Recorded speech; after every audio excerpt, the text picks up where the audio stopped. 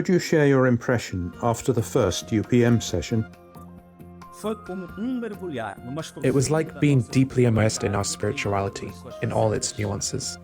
In view of the 2026 General Assembly, I feel that the Holy Spirit has inspired us to look in-depth at the statutes, to understand better who we are, where we are going, and to recognize ourselves.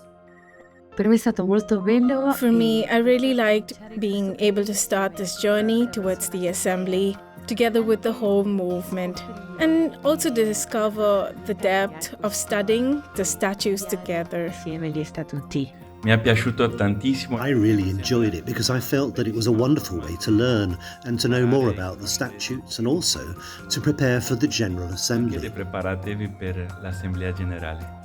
I found it new, dynamic, original in form, and with contributions that help us to have a different outlook and understand it better. I also thought of our friends of non-religious affiliations who are part of the Focolare movement. They too can identify with these statutes because they can find that part of the gospel that we have in common. What I liked about the UPM lesson of last week was that it really got us started, like with an introduction to go ahead and to go more into depth. And I think this was a first step. I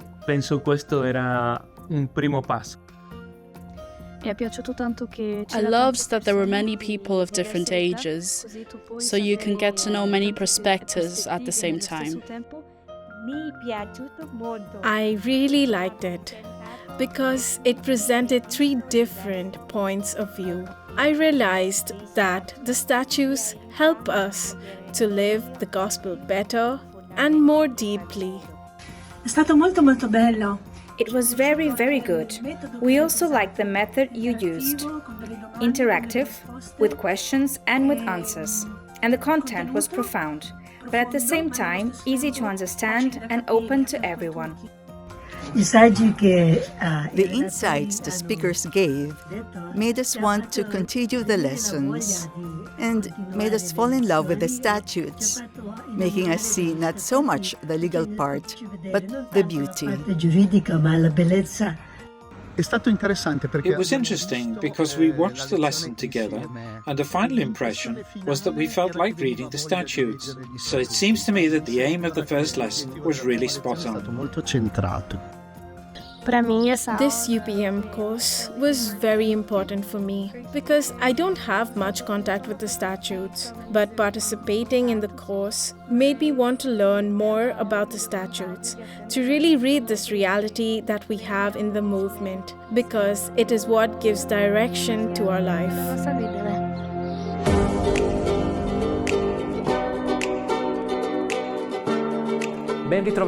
Welcome back. Here we are in the third lesson of the UPM, the Popular Marian University of the Work of Mary, that is, of the Focolare movement. We are meeting again today because we have lived together the first two lessons. The first one in January, which was a bit of an introduction to these different stages about the general statutes of the movement, which run from January to May. The second one in February was a bit of an in-depth study on the rules and statutes in consecrated life and in the ecclesial movements. Today we will take a look at the history of our statues of the work of Mary. We will also see what role they play in terms of inheritance, identity, relevance, and prophecy. It is no coincidence that today with Valentina we are at Casa Marisa, a few steps away from the center of the movement. This is where the General Archive of the Focolare movement and the Chiara Lubich Center are located. Just think, here is the entire spiritual and cultural patrimony of the Charism of Unity of the foundress Chiara Lubich and also of the two co-founders Pasquale Faresi and Igino Giordani. To begin this immersion into the history, we welcome Lucia Abignente, or more accurately, we should say she welcomes us. Lucia, you're at home here today, aren't you? Yes, that's true. Lucia is responsible for the historical section of the Chiara Lubich Center, which is based in this very house. Lucia is also a member of the Commission for the Revision of the Statutes and a lecturer at the Claretianum, the Pontifical Institute of Theology for Consecrated Life. So, Lucia, we want to ask you today to lead us along this course in this reading of the statutes from a historical perspective. Over to you. First of all, welcome. And also, I want to send a greeting to those who are listening to us. In this year's UPM course, which has as its subtitle, The Statutes, Path and Mirror, we would like to briefly trace the path that, in the history of the Focolare movement, work of Mary, through the drafting of no less than 7 versions of rules and statutes, has led to the first general statutes that were approved in 1990. These were then revised with the inclusion of some new elements that had matured over time and approved again in 2007, a year before the end of Chiara Lubic's earthly life. A historical path, therefore, that at the same time we can see as a mirror of a growth, of the unfolding of God's plan on this new ecclesial reality, thanks to the continuous clarification, in communion with the Church, of the score written in heaven. In a journey of this kind, there have been several events that one might at first glance consider negative, but in reality have been very precious in the maturing of a work of God. A path, therefore, that if we deepen it, may help our new knowledge, that recognizing ourselves that the title of the UPM is indicating to us. More relevant than ever are Chiara's words in 1962, when she stressed that in presenting the work of Mary, we must necessarily limit ourselves to a few lines, so as to trace an external understanding of the movement, for example, its diffusion. But, she said, there is a whole intimate interior history known only to a few people. This history is made up of stages, and these stages could be indicated by different rules that we have presented to the Church. Here, we have a documented history, the preciousness of which we are becoming increasingly aware of, as was also the case for Chiara. It is sufficient to quote here one of the sentences from her diary in 1970, when, while working on the archive, she noted, "There are, as a treasure of the work of Mary, some very important documents that have come out year by year and tell of the gradual and ever more decisive approval by the Church. This is an inestimable wealth of the movement for all the centuries to come. Reading certain documents gives the impression of a magnificent novel. It is a story of a work of God." Of this magnificent novel, of this divine adventure, today we can only take up a few fragments, touching on the stages that the rules reflect. It is well known that on the 7th of December 1943, the idea of founding a movement was definitely far from Chiara's mind. The early times, characterized by an assiduous reading of the Gospel, which was atypical at that time, is not conditioned by a pre-established project. Something new began to germinate spontaneously and unexpectedly, as happens in the things of God. And yet, what Chiara stated as early as 1955 is also true. Jesus began to prepare our rule as early as 1943. This can be seen in the highlighting of certain phrases and passages from the Gospel that would later become cornerstones of the spirituality of unity, which would permeate and regulate the life of that group of young people who had met within the Franciscan Third Order, but who gradually began to show a new characteristic that distinguished them from the Third Order. In this newness, the Archbishop of Trent, Monsignor Carlo de Ferrari, recognized the hand of God, and he took care of this seedling that was growing dynamically, but was defenseless and already exposed to the elements. He also took care of the request, which was both demanding and wise at the same time, to put in writing the principles that would guide the life of the group. In this way, the Statute of the Focolares of Charity, Apostles of Unity, was born. and the Archbishop approved it on the 1st of May 1947 ad experimentum for 1 year. Only 3 months earlier, with the publication of the Apostolic Constitution Provida Mater Ecclesia, Pope Pius XII had recognized the long-desired possibility of people being able to live a consecrated life in the world. Secular institutes had been born. Hence, the approval of the Association of the Apostles of Unity as a secular institute. Today, we cannot go into the details of this small statute. As you have seen, it only has 27 articles. And Chiara, then 27 years old, had drafted it with the help of other people. We can only say that although the juridical form, which was the only one possible at the time, is different from what has matured over time, in this small statute, we can actually glimpse the seed from which the tree would grow. The purpose of this new ecclesial organization is already outlined: to promote gospel-based charity in its most perfect expression of unity in the midst of the world. The life of the Focolares, which the small statute describes, is directed towards this goal. In a way, it does not really conform to the characteristics of secular institutes, in which the individual's consecration to God is emphasized, although it is often kept hidden so as to allow secularity, that is, the commitment to be a leaven of the gospel in the world.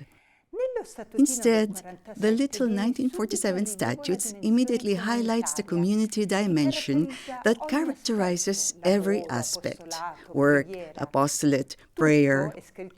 Everything, Article 21 says, including the making of vows, is expressly directed towards this goal: unity. Also astonishing is the universal perspective illustrated in the document, which was unexplainable at that time in history, as the movement was only in Trent.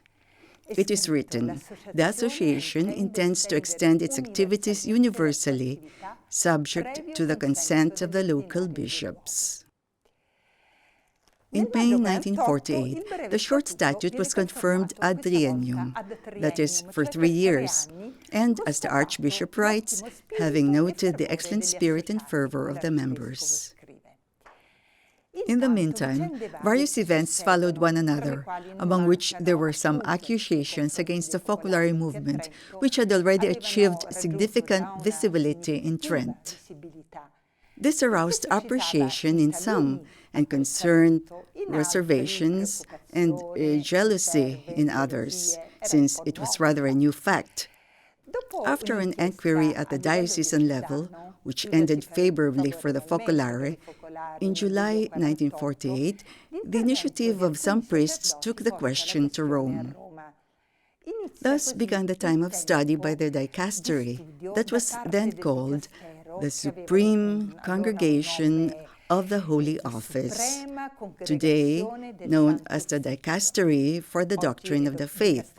This situation, together with the spreading of the movement to the other dioceses, and also Chiara's own move to Rome in December 1948, made it necessary to have an approval that was no longer only at the diocesan level.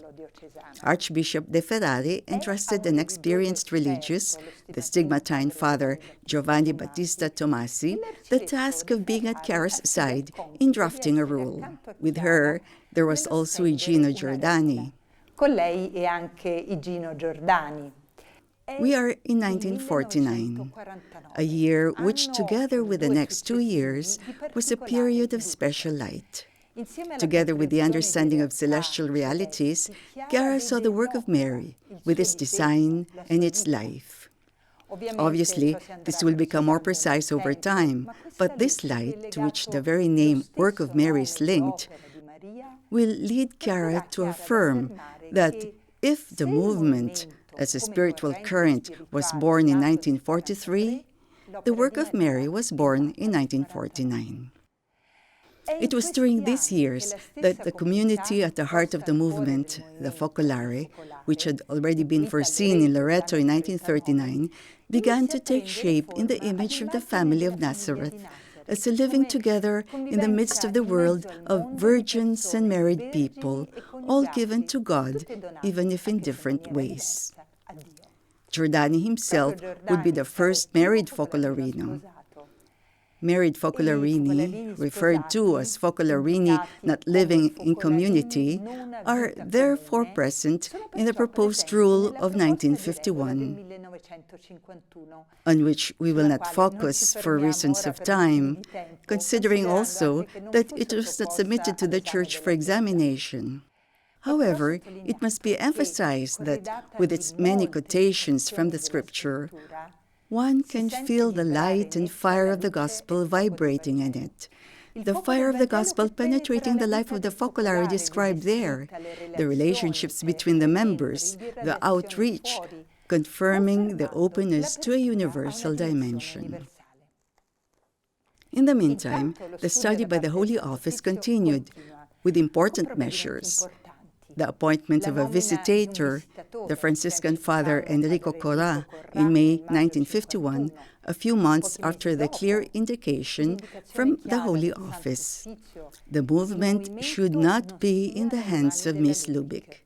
This was discreetly communicated to De Ferrari by Corà, and in February 1952, this led to Chiara's step of resigning as the leader of the Focolare of Unity movement, remaining a simple focolarina. These are her words in the letter. The judgment, positive one, expressed by Corà on the movement in 1954, was followed by a replacement with a new visitator, also a Franciscan, Father Alfonso Orlini, known as a severe and strict person. Extremely opposed to the movement, he worked hard, traveling to different cities in Italy. He was impressed, and as he admitted after visiting 2 focolares, he was even converted. However, some aspects seemed too new and impossible for him to accept. Among these, in addition to the participation of priests and religious, which he had always opposed, was the vocation of married focolarini. Orlini asked Chiara to prepare a draft of the rule for him in a relatively short time. Orlini chiede a Chiara di preparargli in poco tempo una bozza di regola.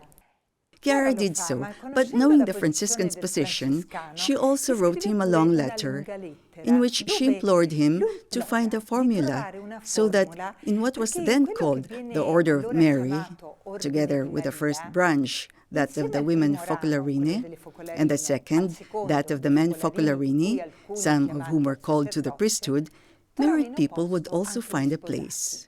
She wrote, "If perfection lies primarily in love, who will prevent us from having it? Who will separate us from the love of Christ? Perhaps being married?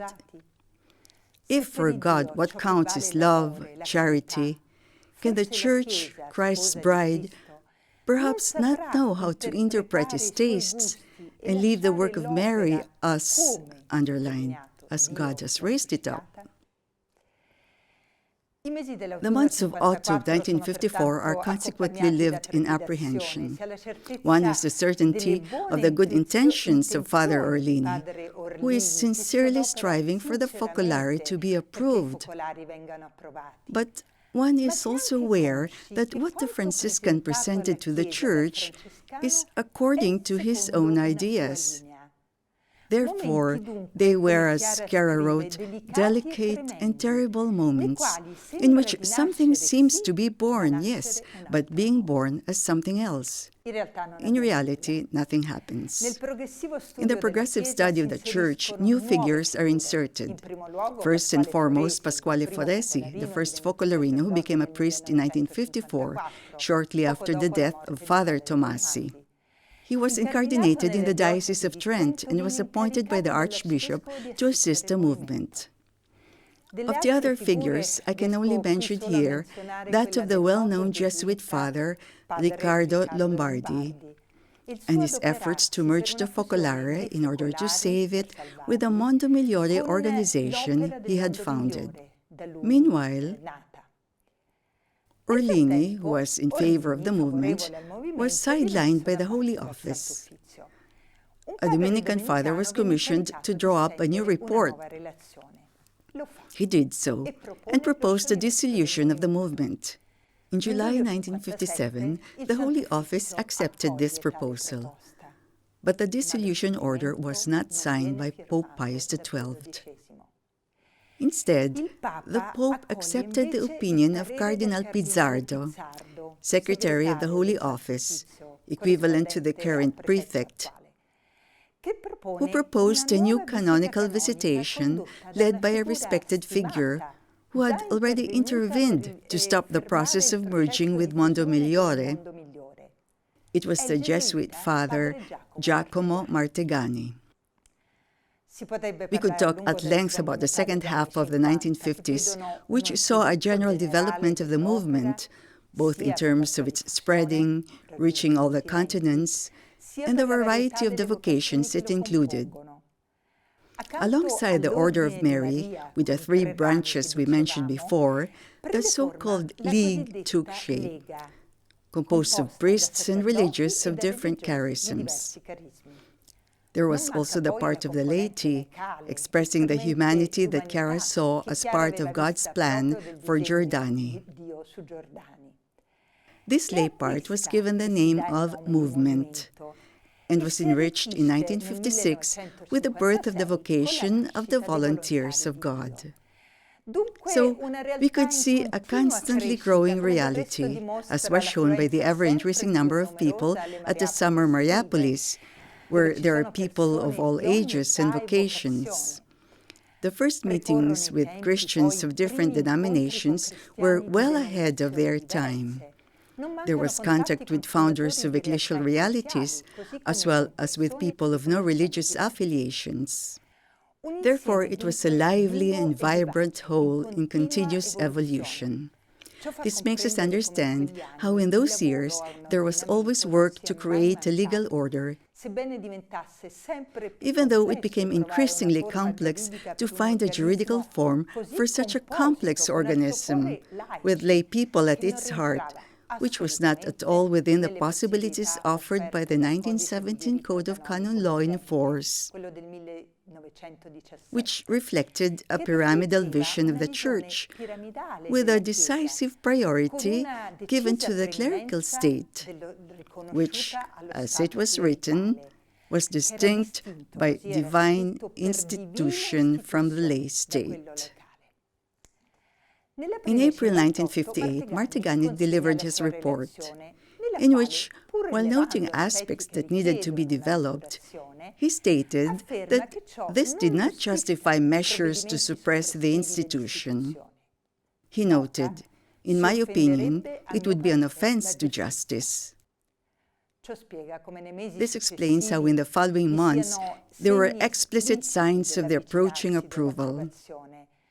Pope Pius XII himself had Chiara privately informed that the work of Mary would not leave the Holy Office just because it was recommended by someone, but because it is the work of God. On the 4th of October 1958, 5 days before his death, he verbally sent her a blessing. Chiara scrive in quelle ore prima della morte. Chiara wrote in those hours before his death, "We felt something unusual pouring down on our souls. It seemed that everything in the world acquired value. That very obvious smile from the Church had the flavor of a mother's kiss to her child." The Pope died, and his death reopened the doubts about the future. Precisely at that time, Chiara distributed to her people the notes of the rule of the work of Mary that she had written, which the Pope had read and appreciated. Therefore, it was no longer Order of Mary, but for the first time, Work of Mary, spontaneously dedicated to her, as it is written. The work of Mary would like to stand in the Church in the position in which Mary stood in the early Church. It has its own individuality, as Mary was a person, but as Mary lived for Jesus, the goal of this work is the Church and humanity. The 1958 notes should be read at a leisurely pace. They are very beautiful pages in which one can clearly recognize the charism and the hand of the author. We can read in their preliminary notes. In the whole work of Mary, there is the imprint of the unity and Trinity of God. It is an affirmation that resonates as a hermeneutical key to truly understand the structural reality of the work of Mary. Made up of the Order of Mary, as we already know, men and women Focolarini married Focolarini, the League, which also had 3 branches, priests, men and women religious and Catholic associations, and the movement, which brought together the lay people, men, women, and children who were not consecrated. This unity and diversity is expressed as follows. In the work of Mary, there are 3 groups of people, 3 distinct roles in the one calling. I would like to draw your attention to this sentence for a moment. It seems to me to express, even before the Vatican Council, in a concise manner that is ahead of its time, what will characterize the reality of the ecclesial movements and new communities that have blossomed in the post-conciliar era. Here, the variety of vocations of the members is a richness and a gift that manifests the dimension that unites them all. We could say that identifies them. This dimension is participation in a charism, to be lived and implemented in an authentic communion according to a specific spirituality and certain goals that are responsibly pursued by all members. In the meantime, the new Pope, John XXIII, not wanting to involve the jurisdiction of the Holy Office and judging that the movement was mostly confined to Italy, suggested entrusting the matter to the Italian Bishops' Conference. A commission of several bishops was appointed to conduct a new study on the Focolare movement. In November 1960, the negative report of this commission almost led to the dissolution of the movement. 2 months later, in January 1961, an extensive report of defense prepared by Father Foresi was presented to the Holy Office. In the meantime, a compilation of some fundamental norms for the future organization of the work of Mary had also been prepared, which was studied and corrected by a commission of the Holy Office. Finally, on the 7th of March 1962, the Holy Office decreed that the statutes only of the men's section could be implemented ad experimentum. They were transmitted to the Sacred Congregation of the Council, which was responsible for the pious associations. And the term association that we saw at the beginning reappears. In fact, in the approved statutes, the work of Mary appears as a pious men's association, governed in accordance with Canons 684 and the following of the Code of Canon Law, pending the possibility of establishing a secular institute. It should be noted that when the statutes of the women's section were approved in November 1963, the indication of pending would no longer be present. Another significant detail. In the printing of both statutes, the contents of Article 9, which were already present in the compendium presented to the Holy Office, is written on the front page, or even on the cover page. It later became the premise in the general statutes of the work of Mary. We were alive, children of the Church, Chiara exclaimed in recalling those moments. But she continued, the statutes which the Church gave us to live by did not coincide with everything that God had built. The work of Mary appeared to consist of 2 separate sections, one for men and the other for women.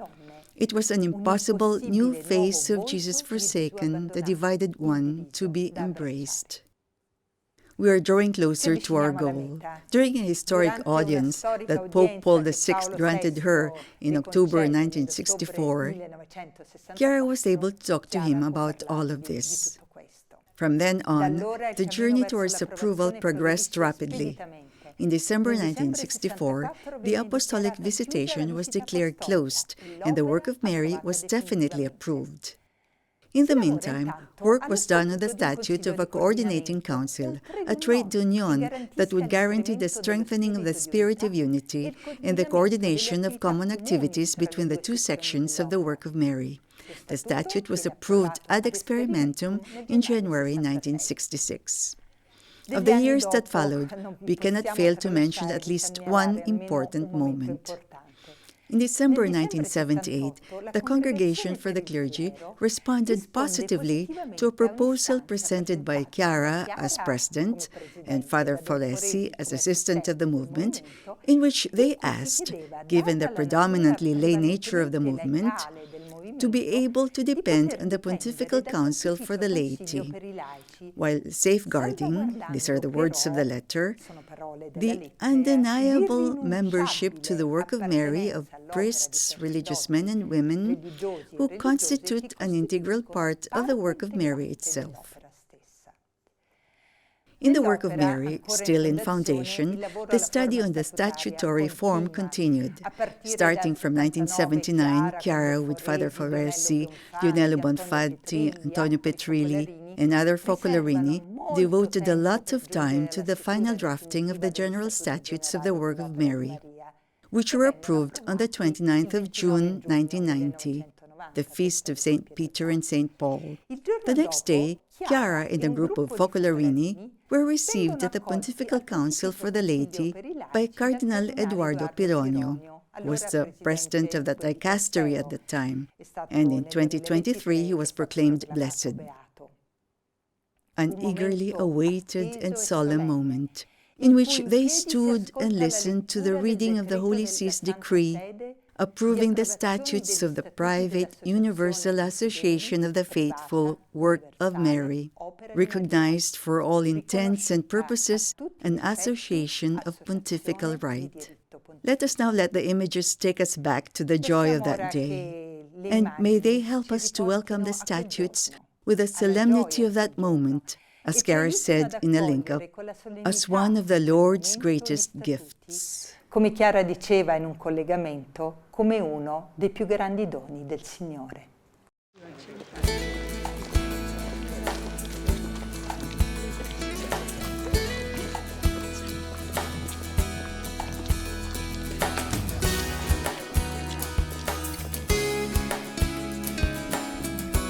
Eccellenza, buongiorno, che grande giorno per noi Eccellenza. E per noi anche. Speriamo.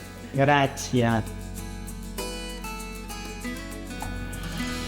Il movimento dei focolari. The Focolare movement, the work of Mary, was approved by a decree dated the 5th of December 1964 by the Congregation of the Council as a pious union endowed with a special statute, insofar as those belonging to this union expressed the desire to wait for the new canonical legislation on the organizational forms of the Apostolic Mission of the Laity to see whether new juridical forms might emerge which could more adequately reflect and embrace the spirit and ideals of their apostolic activity. Negli anni successivi. In the following years, the movement developed in faithfulness to its charism and it spread, growing in maturity. Thus, it brought abundant spiritual fruits to the Church and bore a credible witness of unity to the world. The President of the Work of Mary has now petitioned this Council for approval of the updated version of the Statutes of the Work of Mary as a private, universal association of the faithful, holding this institutional format more suitable to its nature and its history. In response to this request, this Pontifical Council for the Laity, in accordance with Canons 298, 311, and 321, 329, approves these updated statutes and confirms this association called the Work of Mary Focolare Movement as a private universal association of the faithful, a juridical entity in the canonical order by decree of the Holy See, declaring it to be, for all intents and purposes, an association of pontifical right, and establishing it that it be recognized as such by all, wishing for a fruitful missionary commitment in the service of the gospel and of the Church, in the footsteps of Mary, and a fruitful collaboration with brothers and sisters of other Christian churches and of other religions, and with all people of goodwill, in the spirit of the Focolare movement for the glory of God and the good of the Church and of the world, under the guidance of the Holy Spirit and the maternal protection of the Mother of God. Firmato Cardinal Pironio e Monsignor. So, I present this to you, but first, please, allow me to say a few words. In reading over this text, it brought abundant spiritual fruits to the Church and bore a credible witness of unity to the world. It's beautiful to be able to say this of a movement which the Lord has blessed in an extraordinary manner, both within the ecclesial community and outside of the ecclesial community, in its missionary dimension,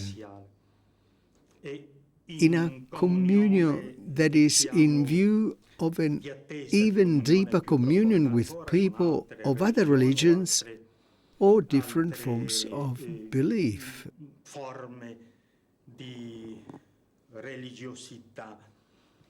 This missionary spirit, which brings the men and women Focolarini everywhere, should be underlined very strongly. In fact, wherever one goes, one immediately meets the Focolarini. This spirit of unity, which is rooted in the abandonment of Christ on the cross, this unity, which necessarily comes from the total annihilation of Christ dying on the cross, produces much fruit in the world. And I must underline it today on behalf of the Holy Father who I met with on Thursday.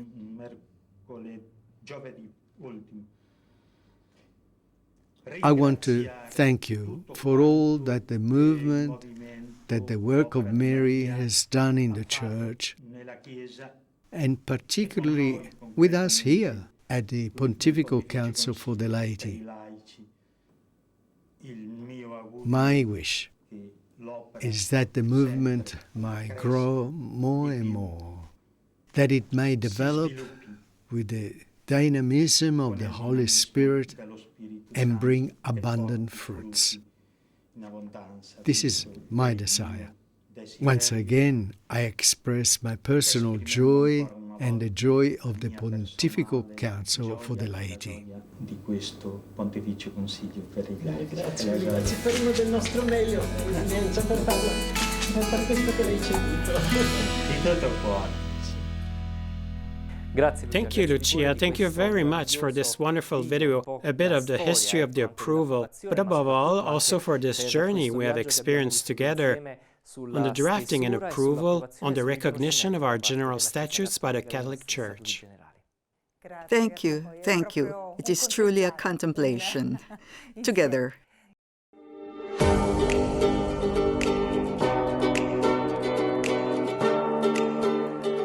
Also with us today is Adriana Cosseddu. Adriana is a professor of criminal law. She is responsible for the Commission for the Revision of the Statutes, and in the past was responsible for the international network Communion and Law. With Adriana, we will go straight into the heart of the role of the Statutes of the Work of Mary today. So let me start immediately with a question. Adriana, what role do these statutes have for us? Una bellissima domanda che tutti abbiamo in cuore. A very good question, which we all have in our hearts. So let us attempt to find an answer together. It was in 2007 when important changes to the statutes were approved. Chiara had personally worked on them back in 2003. The most recent foundations in the work of Mary were included Sophia University, the inundations, some changes in the general government too. However, I would like to begin this moment together with a little sharing. By chance, I recently heard on the radio, while driving, the words of a priest who said something like this. Gesù non ci rende persone speciali. Jesus doesn't make us special people, but he makes our way of being in the world something special. I was struck by this, and I thought, perhaps, in some way, we could say the same for the statutes that Chiara left us. They do not make us special as members of the movement, but they make our way of inhabiting the world special. Let us try to get to know the statutes together, at least a little bit, as if we were walking along a path guided by a compass that directs us. The compass offers us 4 directions indicated by the cardinal points that guide us in the direction to take. For us, they become keywords that we could define as follows: legacy, identity, relevance today, prophecy. The first, legacy. We all know that a legacy represents what a person leaves behind, usually his or her possessions, but also a patrimony of ideas, values, or simply his or her example of life. This is the case for saints and founders, but we also experience it with key figures such as Gandhi. When a mother leaves her children, what does she have at heart? First of all, that her children live as one. We all remember Chiara's words, be a family. But we also know that there is a place where Chiara explains to us how to do this. It is the premise to the statutes of the work of Mary, a page born from life for life. Chiara placed her signature there, and this precedes every other norm. The premise begins with mutual and constant love, which brings the presence of Jesus among all. Therefore, not only among some, but at every latitude, to the ends of the earth. In this way, the statutes become a compass and preserve, norm after norm, what Chiara repeatedly called her legacy, Jesus in the midst. This is what she said about him. If there was a charism that God put in here, it was 2 or more united in my name. Meaning, the idea of Jesus in the midst, which is an idea of Jesus taken from the gospel, his presence. However, there were other occasions when Chiara expressed herself in other words. Leave to those who follow you only the gospel. Perhaps the juridical structure of the statutes reduced the evangelical strength of the charism. Let us return to the words with which Chiara responded to the question on the importance of juridical things. She explained, "For me, the juridical is nothing more than the chalice into which I have poured the whole ideal, or the ideal that God has given me over the years." So, if the small history of the movement, the initial spark, will remain for us an extremely precious key to unlock the gospel. The movement itself, which followed, and which finds its seal in the norms of the statutes, is called to be like another Mary. All gospel, nothing but the gospel. And because it is the gospel, it will not die. And we fully rediscover this today in Article 7 of the Statutes. Let us then open the little booklet of the Statutes and read it in Part 1, Chapter 3. It concerns the spirit of the work of Mary. This is preceded by Article 5, the general goal, love. How can this be achieved?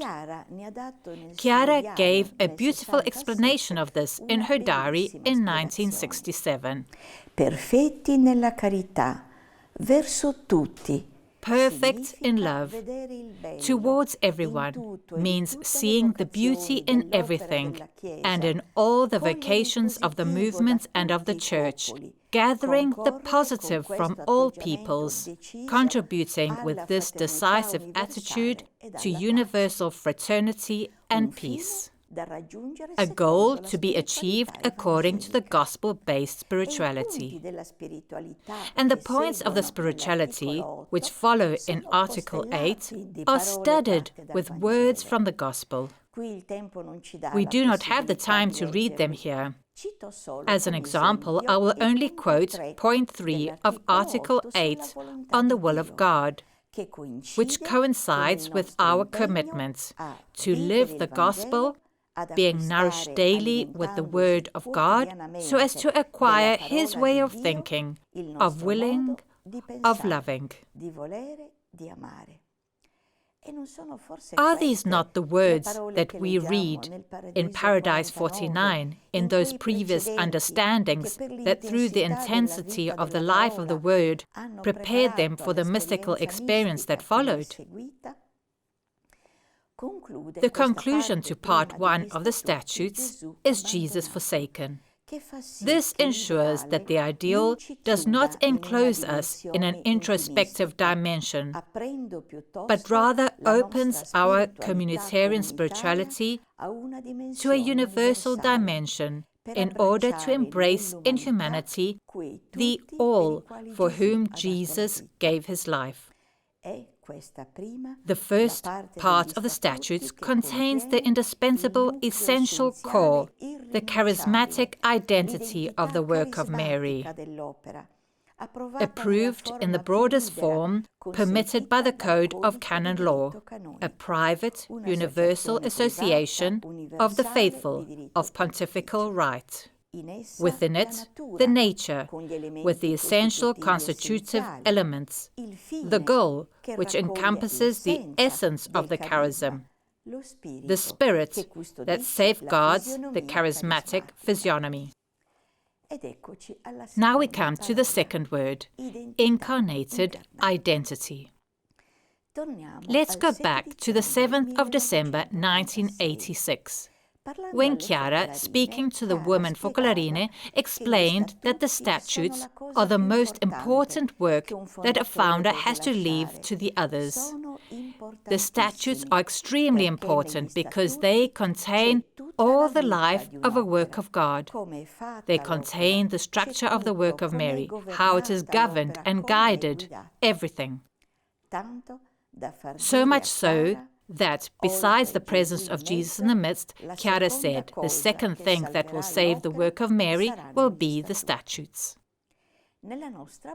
So, in our compass, we can find the characteristics of the identity of the work of Mary in Part 2 of the Statutes, which is dedicated to its structure and composition, in the variety of vocations, branches, and wide-ranging movements, all belonging to the work of Mary with different rights and responsibilities, as shown in Article 13. In fact, in the universal openness, Christians of other churches and ecclesial communities People of other religions and of other convictions are also part of the movement. We can already read this in Article 1. We consider these people within the common horizon of the unity of the human family, while respecting their differences, as indicated in Article 6. When, after the approval of the first statutes of the movement as one in 1990, Chiara presented them at the retreat of the General Assembly, she explained, "The statutes are to the work of Mary what the design of an architect is to a house, but with one difference. Whereas an architect must first make the design and then the house, in this case, the house comes first. That is, the work of God comes first, and then this work expresses the statutes. That is, its idea. It's a little like the Father who expresses the Word." She continued saying, "Here we are not dealing with statutes written about things of the world. It's something completely different. They speak of a work of God, born in the bosom of the Trinity." In the Catholic Church's recognition of the charism, its whole organization is also an expression of the charism. And here, I would like to go back to the root, to share something that struck me deeply, namely, Chiara's words about Foco, always considered together with Father Foresi, a co-founder of the Work of Mary. Chiara said, "The encounter with Giordani brought about a new composition of the movement. I am deeply moved every time I open the statutes of our movement, which have been approved by the Church for the centuries to come. There, I find some realities that would never have appeared if Foco had not existed. Because he, as a father, politician, and writer, carried within himself an openness to human situations, so much so that, for Chiara, he always represented humanity, and with it, the whole movement. And Foco, almost as Chiara's echo, wrote in a letter dated the 24th of September 1964, "We, the married laity, bring those treasures to environments where usually neither priests nor nuns reach. There is a great commitment with a visionary revolutionary audacity. If it succeeds, it will give the Church the decisive strength to establish dialogue with the world."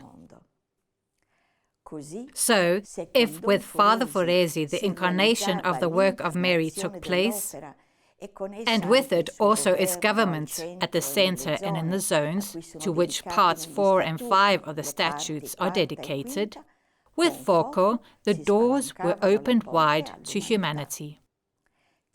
So we ask ourselves, in this diverse reality of young people, consecrated persons, families, children, entrepreneurs and religious, does looking in depth at the identity as a movement make it perhaps self-referential?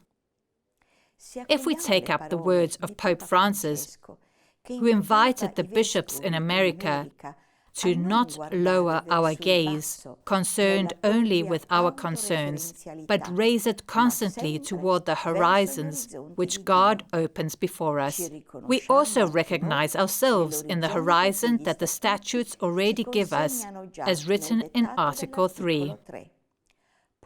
To point our gaze to "May they all be one," and turn ourselves to the renewal of individuals, the Church, and society. And here, the third word, relevance today, or perhaps even actualization.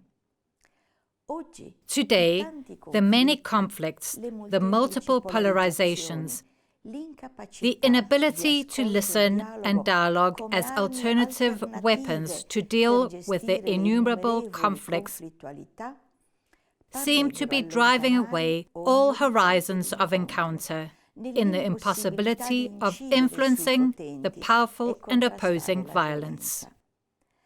But love also is alive in the silence of Mary, who changed the course of history with her yes.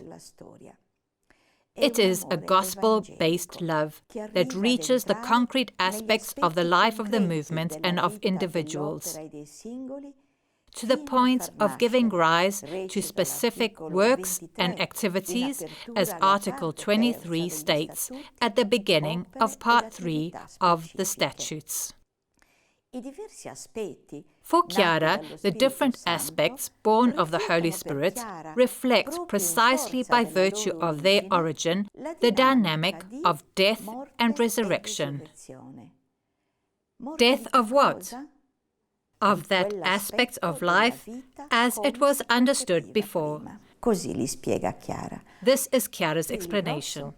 So the red, which is the first of the aspects of love that becomes life, brought about the death of the old way of conceiving the economy, which today has led to many people becoming poor and a few becoming rich, so as to give life to the new way, based on God's providence and the communion of goods, without forgetting about work, which is constitutive of human dignity.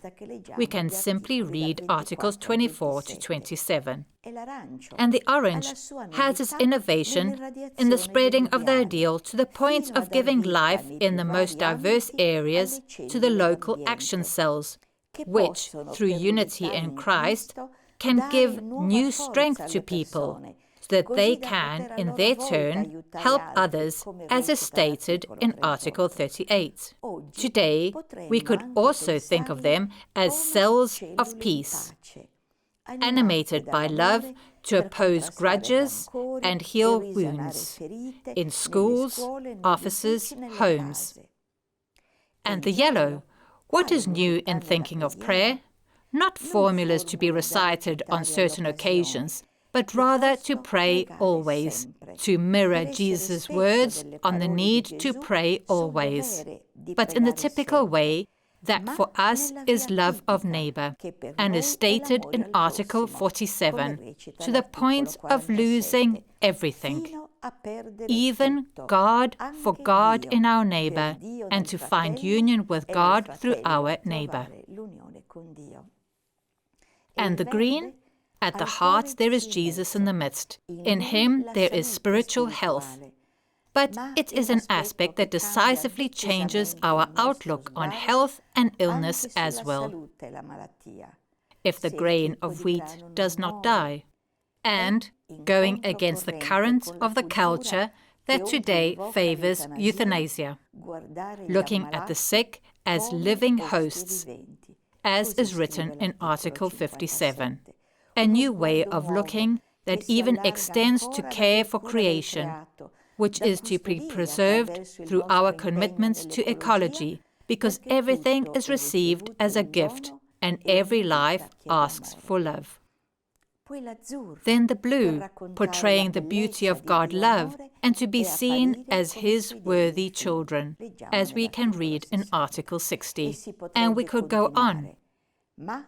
But we could simply draw out from the statutes that golden thread that, in the white light, composes and distinguishes the many colors.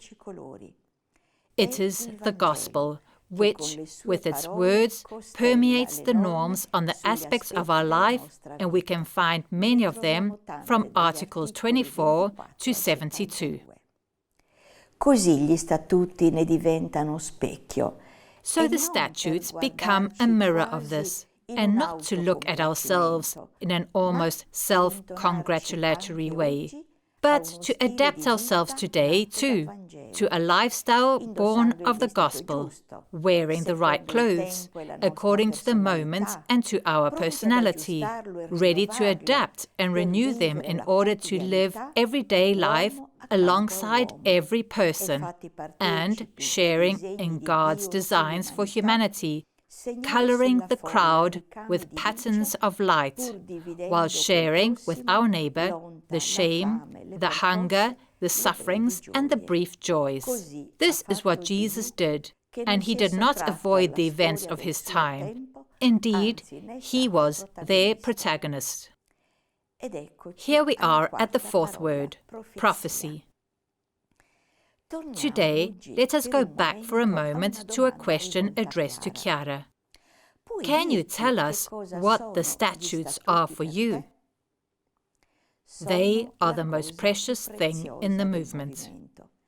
And in that circumstance, Chiara continued, There was the grace of prophecy, the gift of prophecy.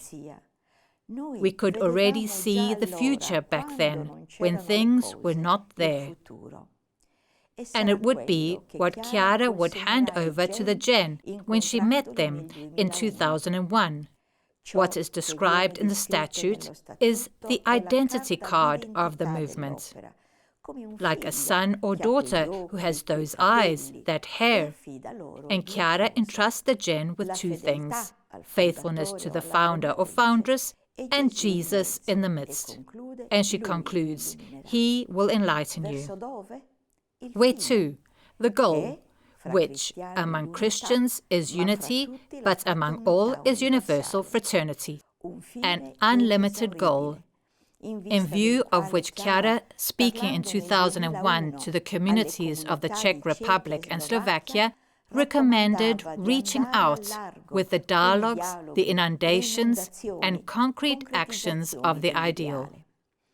Therefore, in the movement, maintain, develop, and deepen in the certainty that the house built on the rock will not collapse. And for us, she said, the rock is unity. In this time of conflict, hatred, and violence, the commitment in the movement is decidedly going against the current, to implement and strive to live as perfectly as possible Jesus' new commandment. This is my commandment. Love one another as I have loved you. No one has a greater love than this, to lay down one's life for one's friends, as written in Article 8.5. It is the way to unity, which becomes dialogue, to bring what is lacking into the Church and the world. Unity also opens up new horizons in today's Church in its synodal journey, to bring the gift of our experience and to generate, if we can use this expression, a Marian Church, where, like Mary, who is fully lay, we can generate Jesus for the world, according to Article 2. And if the world is a book to be read, history is a book to be written. As we conclude, looking together at humanity and the Church, let us try to go over Article 6 of the Statutes, on the specific goal and looking to the future for the many ways to achieve it. It was just at Christmas that Pope Francis invited us, in the turmoil of our time, to seek and live love in the wonderful gift of mutual love that opens the door to fraternity. And isn't this our characteristic? In her 1997 address to the United Nations, Chiara said that in the face of wars and the many justifications that will always be found to generate them, there is a need for a supplement rooted in the value of love. Since, and I quote, the future of the world, its capacity to progress, to find solutions to its conflicts and crises, depends solely on the awareness of individuals and the commitment of people. After all, we can read in the preamble to the Constitution of UNESCO, which came into force in 1946, that since wars begin in the minds of human beings, it is in the minds of humans that the defenses of peace must be constructed.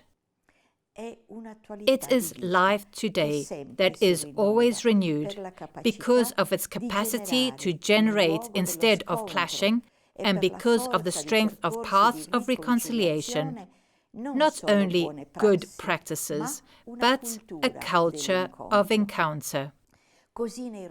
Therefore, in relationships where respect for the other knows how to become listening and dialogue, ways are opened up to build a culture of peace, cement for the unity of peoples. And here it is wonderful to read part 9 of the Statutes. And respect is the word chosen for this year, 2025, by the Treccani Encyclopedia in Italy.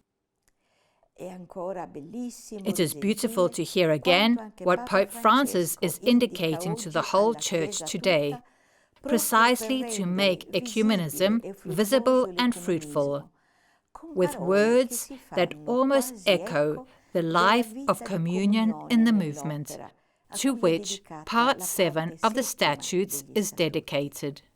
The Pope encourages to walk together, pray together. The scandal must be overcome by doing things together, with gestures of unity and fraternity. Ecumenical dialogue is not a dispute, it is an exchange of gifts, and we Christians can proclaim the power of the gospel to all, because what unites us is much greater than what divides us. Unity will not come as a miracle at the end. It comes along the way. The Holy Spirit does it on the way. Walking together is already making unity. Or let us think of how many things have been generated by the charism, and that today are also realities of the Church, the same relationship and dialogue with other religions, of which it was recently said in the Church, it is a revolutionary path, can be found in Part 8 of the Statutes.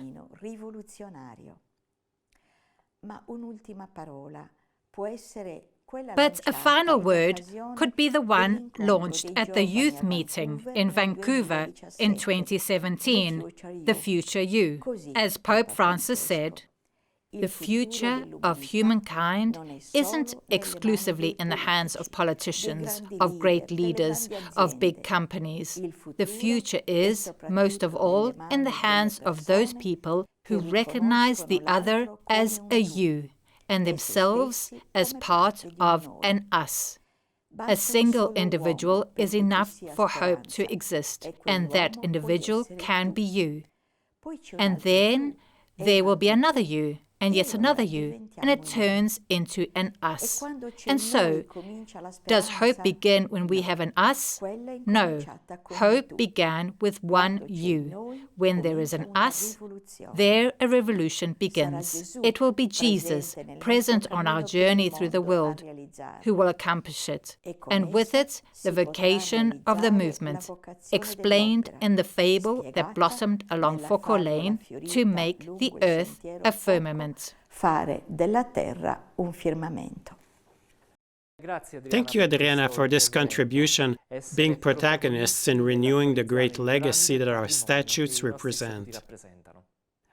And as always, thanks to each of you for listening. Thank you also to those who wrote to us after the last lesson. Please continue to do so by sending us your impressions or questions.